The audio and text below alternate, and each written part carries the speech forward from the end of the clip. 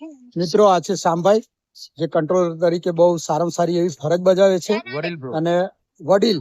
અને હું એવું માનું છું ત્યાં સુધી દાહોદમાં જેટલી પણ ગાડી આવતી હોય તે ગાડીના દરેકના ટાઈમ ગાડી નંબર સાથે મોઢે જ હોય આ ગાડી.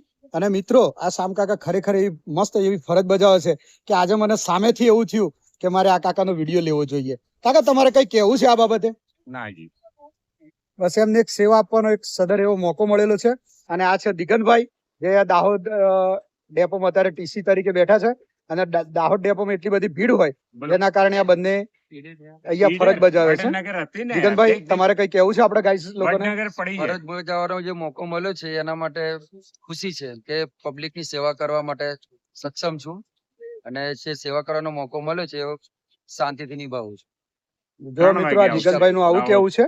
અને આ છે શ્યામભાઈ, જે ખરેખર આખું જે દાહોદના અંદર ગમે તેટલી ભીડ હોય ગમે તેવું હોય પણ એક ટીસી તરીકેની જે ફરજ હોય છે એ એમાં એક સેવા આપે છે અને એકદમ ઈમાનદારી તરીકે સેવા આપે છે. જય જય ગરવી ગુજરાત. શ્યામભાઈ આમ કહી દો ખાલી. દિગંતભાઈ